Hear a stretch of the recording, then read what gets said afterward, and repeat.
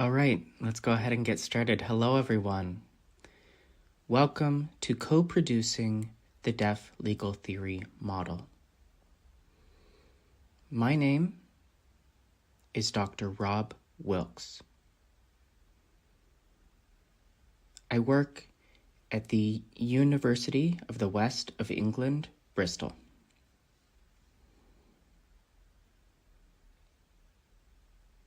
So I am a lecturer of law, and I'm very happy to welcome you all here today. I'll be sharing some information about deaf legal theory and the deaf legal theory model, which I've been working on for the past year. The project has come to a close, which means now I can share some information about our findings and what the work has looked like. I'll also be talking about next steps. So this is the agenda for today's webinar. I'll be talking for about 45 minutes or so. This presentation will be in International Sign, but we do have International Sign to English interpretation, so you can also turn on the captioning if you would like. We will be recording this, and then we'll be sharing this on YouTube and online more generally.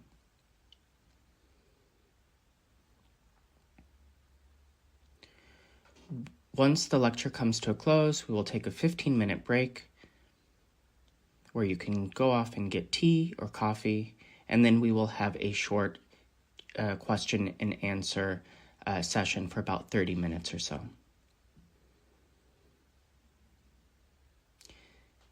The break and the question and answer session will not be recorded. There are specific rules to how we will be proceeding today. Throughout the talk, you can use the chat function.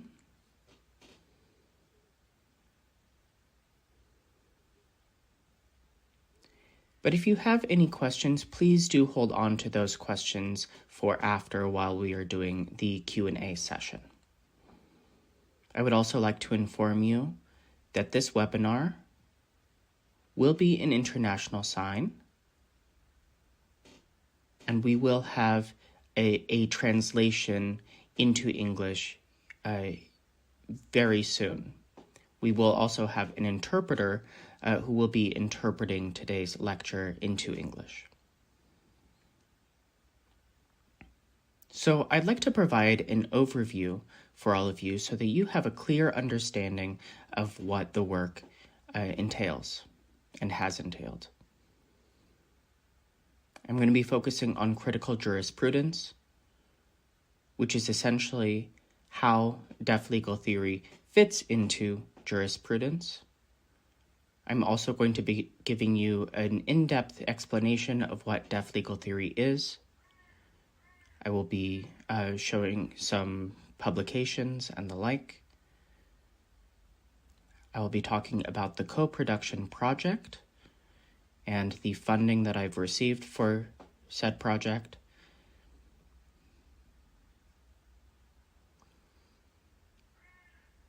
And then I will be introducing the deaf legal theory model as a co-constructed project. And finally, we will close and we will talk about next steps. So what's the plan for the future? So let's get started. First, I would like to explain a little bit about critical jurisprudence. Some of you may be familiar with critical jurisprudence or what jurisprudence is. Some of you may be familiar with it, but it's essentially a theory of law.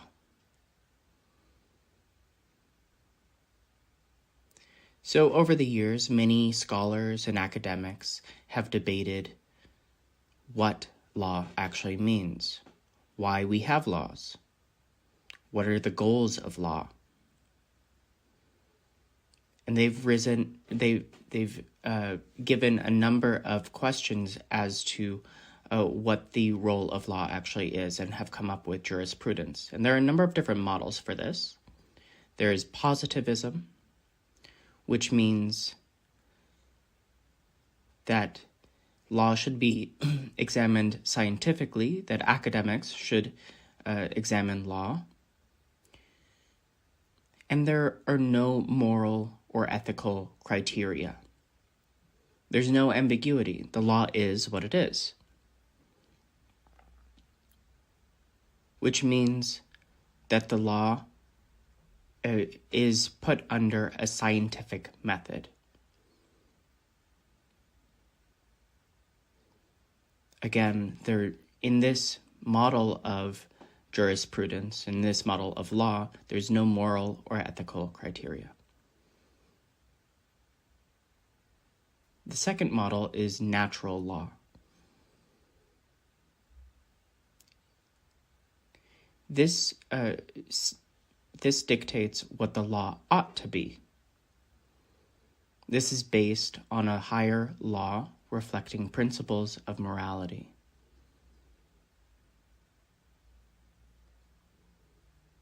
This suggests that a higher presence, like a god, dictates what the law should be. So this is based in religion or reason.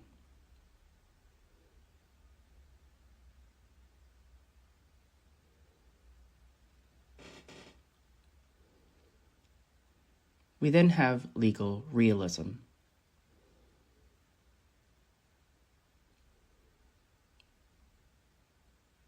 Which suggests that the law in the books versus the law in action may be two distinct things. The law is not a body of rational, coherent rules.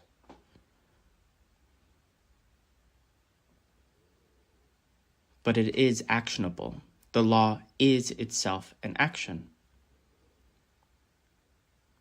So we can study the law as text, but law is actually practice in everyday life.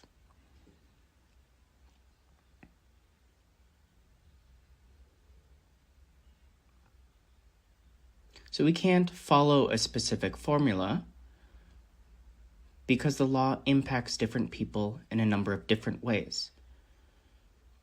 Fourthly, we have Marxism, which suggests that there is one group that governs over all other groups, perhaps a nation, for example, who then uses the tool of law, to govern its people, to control society. This means that society is controlled through the economy, through everyday processes, by way of law. Lastly, we have critical legal studies.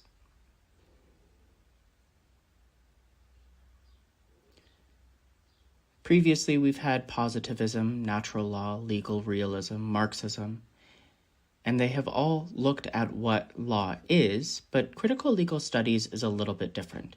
It asks why we have these certain laws. If these laws are positive or negative, good or bad. For example, we have some substrands like feminist legal theory. We have critical race theory. We have critical disability theory. We have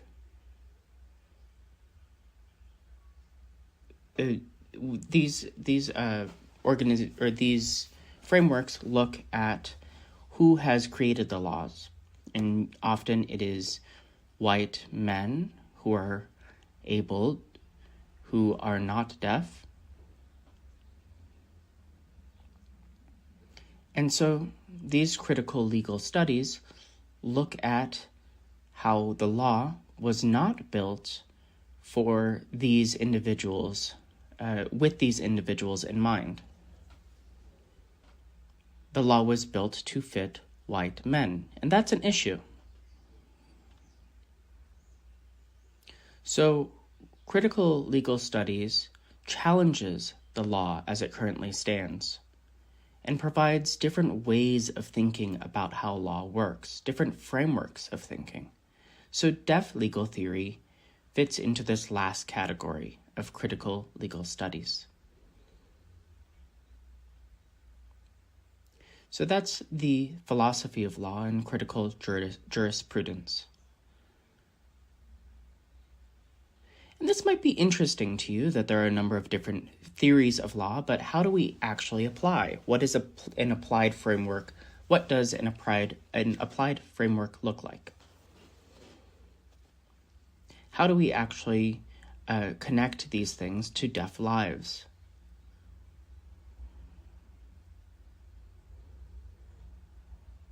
So the best way of explaining this is the following.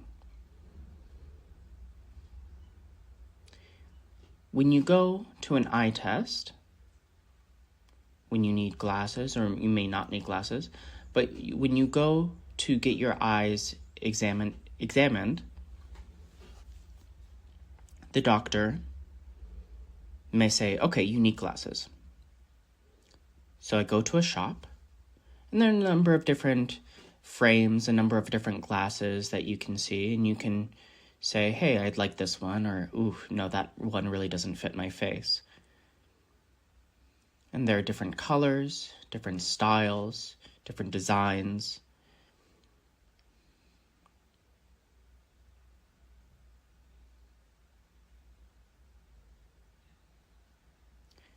But then you also need a specific lens. So you may say, I want this pair of glasses with this lens. You could put on the glasses of data analysis, for example. So you may have a lot of data. Maybe you have law books. You have certain statistics, interviews, websites, platforms, and certain thematic analyses, a lot of different empirical data that you then have to analyze.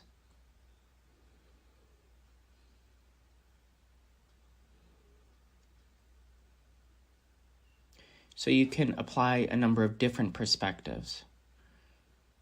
Maybe you decide, for example, that you want to put on the deaf legal theory glasses. You want to conduct a deaf legal theory analysis. So you put on these glasses, and you can look at the data through the lens of deaf legal theory, through a deaf legal theory lens. And that's how it works.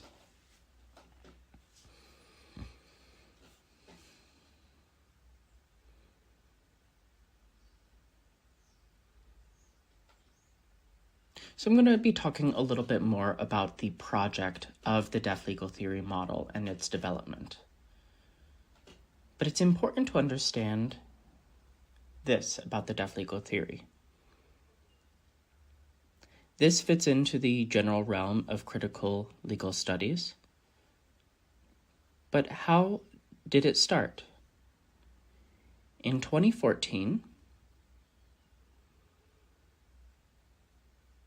Alison Bryan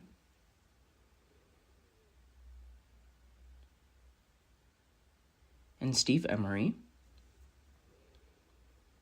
who are two academics, wrote an article called The Case for Deaf Legal Theory Through the Eyes of Deaf Game. You can see this on the slide here.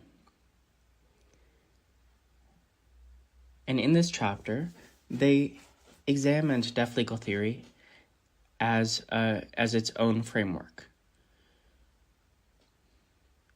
Bryan and Emery looked at how law, legal systems, on a global level, are incredibly hearing-centric. And the reason is because the law reflects hearing people's modes of life.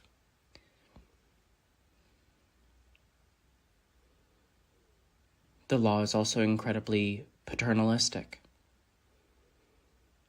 and lords over deaf people, which means that hearing people have a great advantage when it comes to law. Autism can be practiced within legal processes. Hearing society and the law views deaf people through a paternalistic lens and through a sort of charity lens, and seeks to care for them without allowing them any autonomy or agency. Bryan and Emery suggested if there was a deaf legal theory, a model of deaf legal theory, for example, currently we have a law that says that deaf people should be mainstreamed. We could reflect deaf legal values in education, in pensions, in a number of different realms. We could provide interpreters, or if the law says that deaf people can be provided through free health services, free hearing aids or cochlear implants.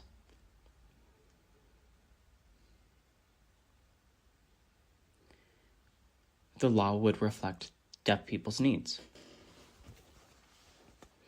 So this is why we sort of established the deaf legal theory framework, to really understand how the law and deaf people are related to one another. This was in 2014. In 2022, I wrote a chapter for the book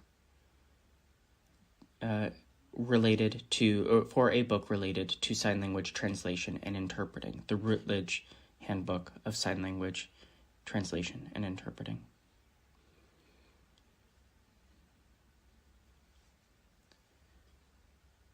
And I introduce a new model here to help really imagine an applied deaf legal theory framework. And there are a number of things that I look at here. For example, I argue that there's a sort of deaf legal dilemma. All deaf people have a sort of dilemma. I may be very proud to belong to a linguistic minority, but the laws are built so that I fall under the disability umbrella in order to access certain rights. If I don't fall under this umbrella, if I refuse to follow this sort of model, then I don't have access to these rights. And of course, deaf people have to rely on interpreters and translators for access, and so I have to follow this model. There are also a number of flaws in reasonable accommodations.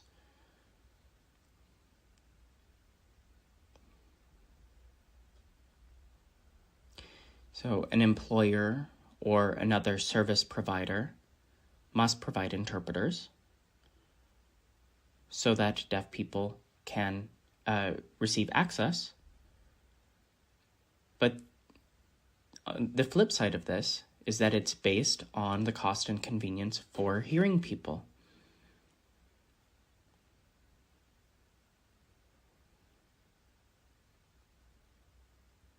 And so we're focusing on hearing comfort, and the hearing people are the ones who decide when deaf people get access. The third argument is that we have a monolingual versus interpreter-mediated services model.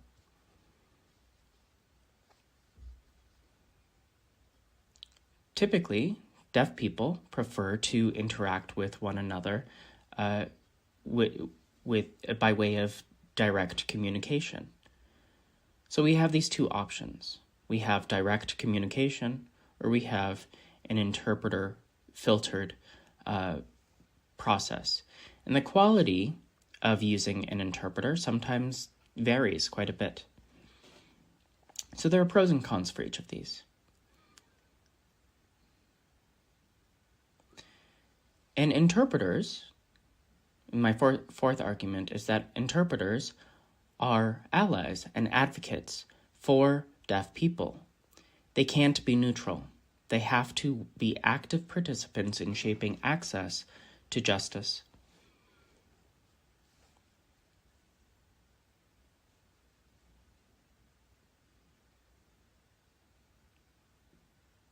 So this is a chapter that I wrote myself.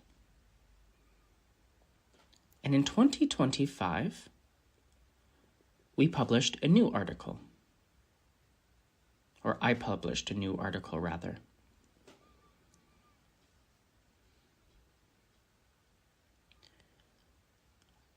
I looked at sort of expanding Bryan and Emery's work. I expanded our model by way of critical jurisprudence, trying to understand the links between critical jurisprudence and deaf legal theory.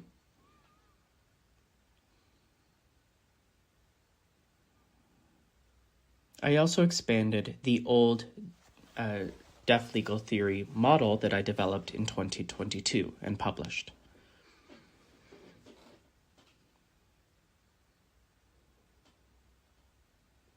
In the 2022 chapter, there were a number of issues that I thought needed to be brought up, so I discussed these more in depth as well.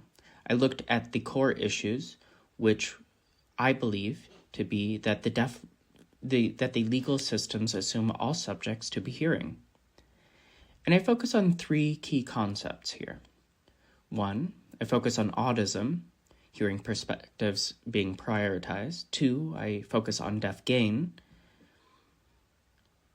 really recognizing deaf contributions to law and society. And three, I look at deaf as disabled people versus deaf as a legal minority. I then look at disability legal theory and critical legal theory. I look at feminist legal theory, which challenges patriarchy. I look at critical race theory, which exposes systemic bias. And I look at critical disability theory, which suggests that disability is a social construct.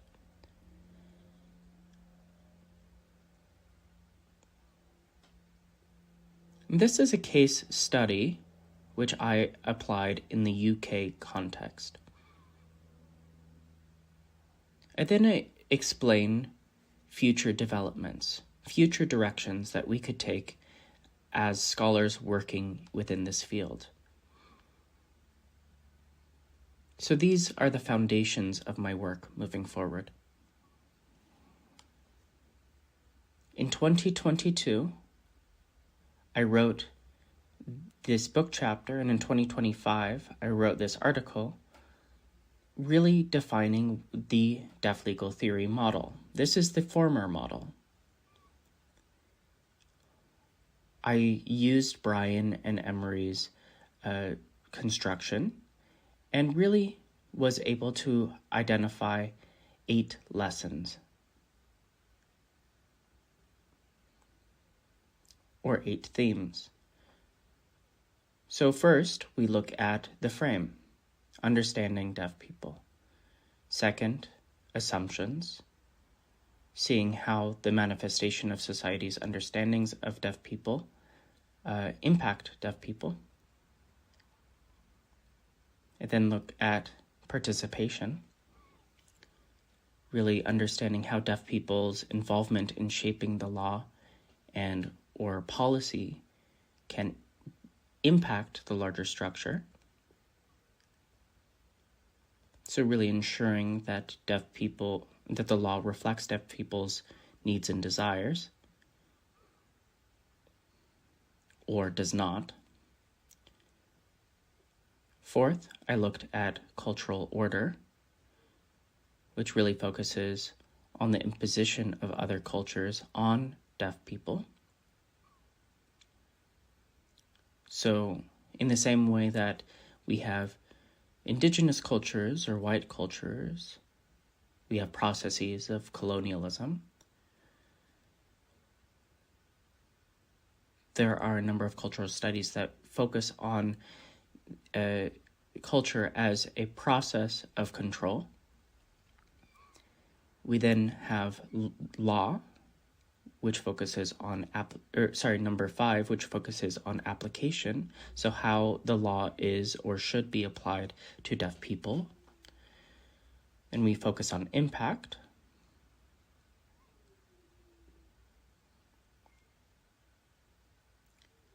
We focus on oppression.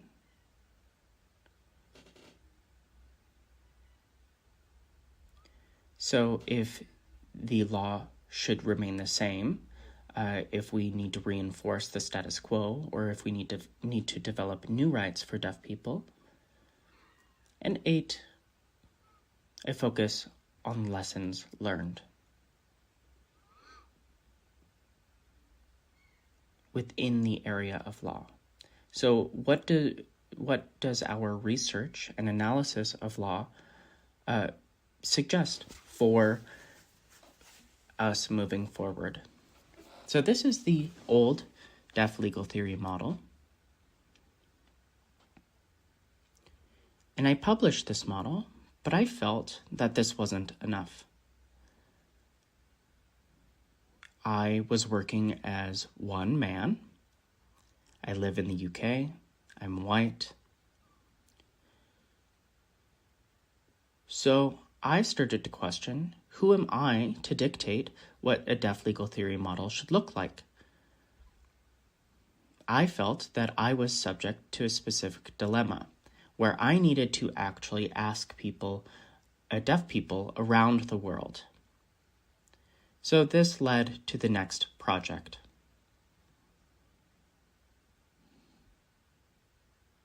So I applied for a grant for the co-production project. I conducted this through the University of the West of England, Bristol. And I engaged in co-production. I suggested that through co-production, we could revise and refine the DLT model to improve understanding regarding how legal systems influence and shape everyday experiences of deaf people.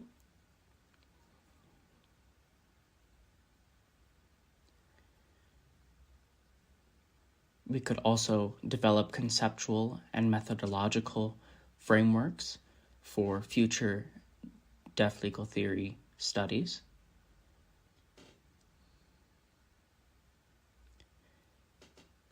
And we can equip stakeholders with knowledge to undertake deaf legal theory focused research. We also wanted to encourage dialogue between academics and non-academic stakeholders on the topic of deaf legal theory. And lastly, we wanted to create a central resource through a web page.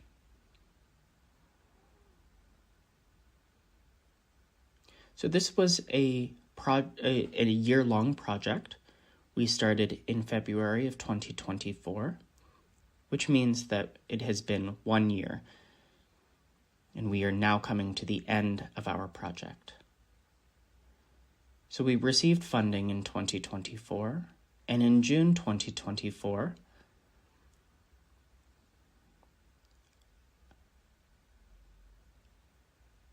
I went through ethics approval.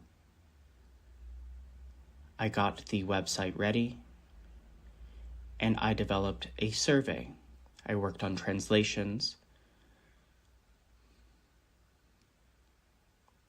and we launched a big survey in 2024, in June of 2024. And this was open for 3 months. And then we closed our survey on the 31st of August, 2024. And then in September, we had brainstorming workshops.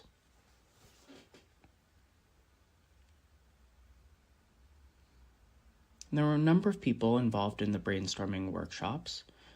We had a working group. I'll explain this more in depth in a minute.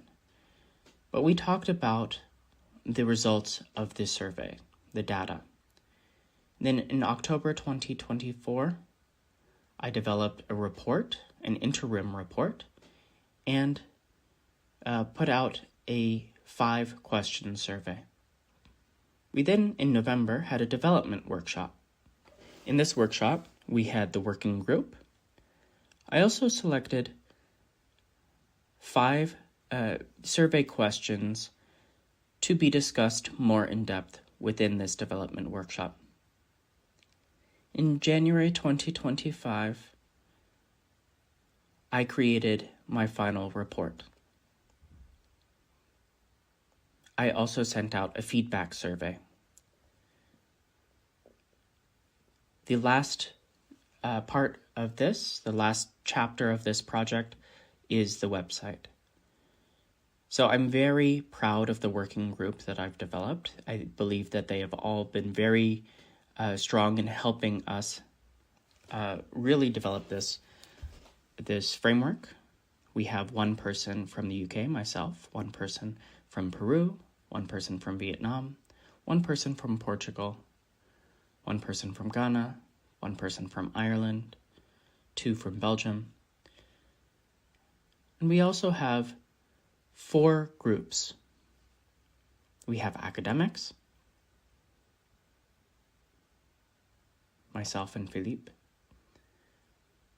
We also have deaf professional lawyers,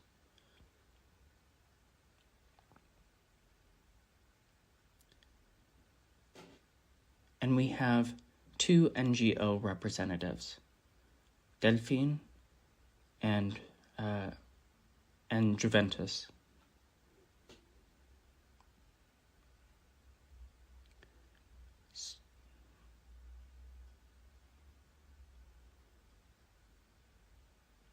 So this was our working group. We brainstormed the workshop and the development.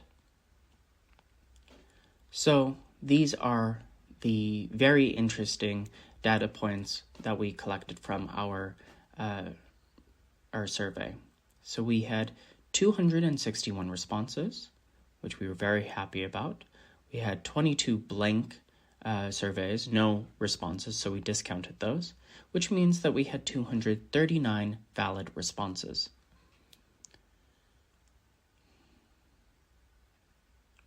This is the data. So we had 3 categories. We had academics, professionals or practitioners, and then we had deaf people with lived experiences. And the largest response group was from deaf people with lived experiences, which we were very happy about. We think that this is a great balance. We also had people from a number of different ethnicities, but the majority, of course, was still white, unfortunately, which means that we had very few people from the global majority. We didn't have much of a perspective from the global majority. I'll be talking about this more later. These are the regions. So we had a lot of people, a majority of people respond from the UK. Of course, I live in the UK, so it makes sense. And I separate this from Europe as a region. We had representatives from other regions of the world, but most respondents were from the UK. There were more women than men. There were 75 men, 160 women, and then there were other gender groups represented as well.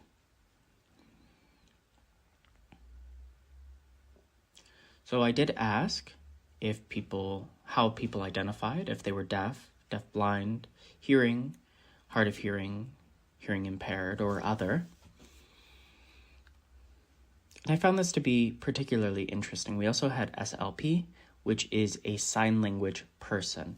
There are some people who responded saying, I identify as a sign language person or as part of the group of sign language people.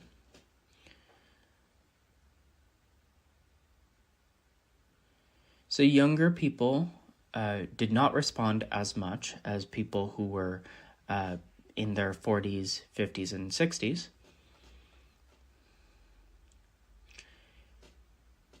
And the survey ended in 9 core themes, which I filtered down and was able to catch specific aspects. So we had the theme of access and technology. Access and accessibility. We used the platform NVivo to filter and identify these themes. So again, I had 9 themes. We focused on access, community representation, co-creation and participation and inclusion, the recognition of sign languages, the framing of deaf people as disabled or as a minority, a linguistic minority, awareness and training, adaptability, intersectionality, and advocacy. We then had brainstorming workshops. It was myself in these working groups, or this working group rather, and we looked at a number of different themes, discussing these in more depth, identifying specific themes that I thought were particularly good, particularly salient, particularly poignant, and maybe things that were a little bit more ambiguous. Then we looked at we used a survey tool to continue whittling these things down a little bit. So part 1 was focused on refining these themes, and the second part was focused on exploring model structures, really understanding how these themes can become a model, what the model structures actually looked like. So there are a number of models that we came up with. So Model A focused on 9 pillars, which covered all key themes.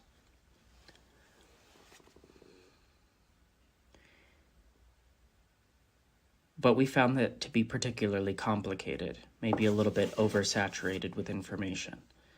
So then we had Model B, which was 4 broader pillars combining related themes. And Model C, which was made up of 3 core pillars. So you can see our 3 models. All models have these 9 themes included. So we have Model A, which includes all 9 themes separately, but B and C have the 9 themes that are then clustered together to make specific pillars. So we then have 3 models. Now we needed to know which model we would go with, which model we would keep. If you do remember, we had a development workshop, and we had 8 big survey responses. So we sent out a 5-question survey asking, okay, what do you think of these 3 models? And the majority preferred Model B. They found it to be particularly clear, intelligible, cohesive. And it's interesting, it seemed that most of the people who preferred this were people who wanted to use it for professional use. But it was clear. Model A was valued for depth, but seen as complex.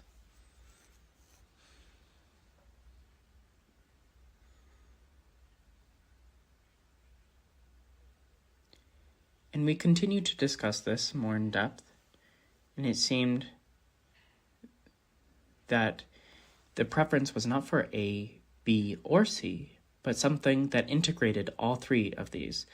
Over 80% favored a hybrid model.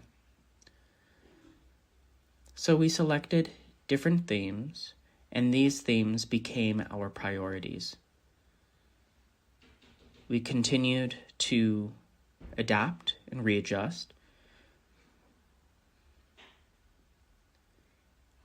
And people preferred the Model C approach in some ways because it was simple, but it was also progressive. So we could think about the deaf community and their perspectives, then rights creation, and then change. So we could focus on the collective engagement, rights, and then change. And change, we thought about the terminology a little bit more and realized that change wasn't particularly right. We wanted progress. So the final framework components were established. We would use pillars, foundations, and features. I'll be explaining this a little bit more. So this is our final model.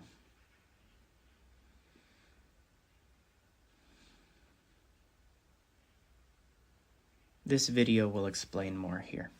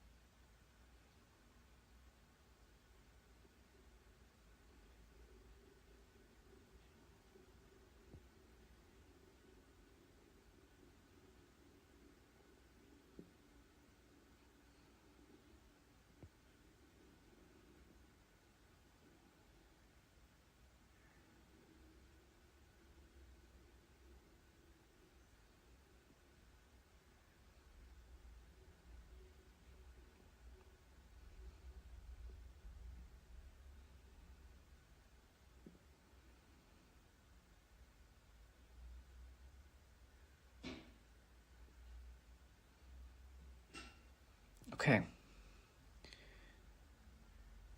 So hopefully that information was clear to all of you. Now I'd like to talk a little bit about next steps. We have a model, which means that we can develop a plan. There are 4 main things that I want to focus on. As previously mentioned, unfortunately, there was very little global majority engagement during the survey. So we need to build participation from a variety of perspectives which can reflect the global majority and influence the model. Of course, this is a living model. The model is flexible and can shift over time, can be developed over time, so it doesn't need to be fixed. So now we're in the process of building that model and developing it further. We also need more Deaf plus perspectives, queer, LGBTQ perspectives, neurodiverse perspectives, deaf people with other disabilities. We need that participation as well, in the same way that we need the global majority engagement. We also need to engage in processes of testing and application.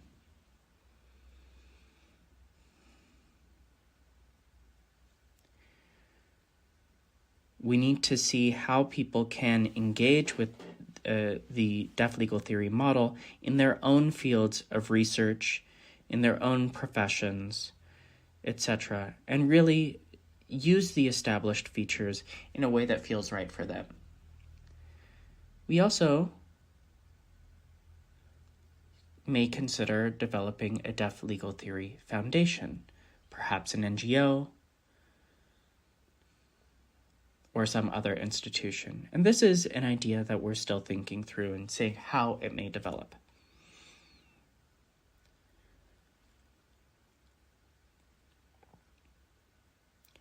Now that I've shown you the deaf legal theory model, I would love to invite you all to engage in this feedback survey, to really share what you think.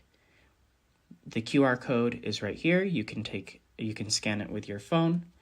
There is also a website link at the top of the slide. And that's it. Thank you so much for joining us today for today's webinar. I hope that this information was interesting and inspiring and will allow you all to perhaps engage in your own deaf legal theory research. If you have any questions or concerns, please do feel free to reach out to me via email. Thank you so much.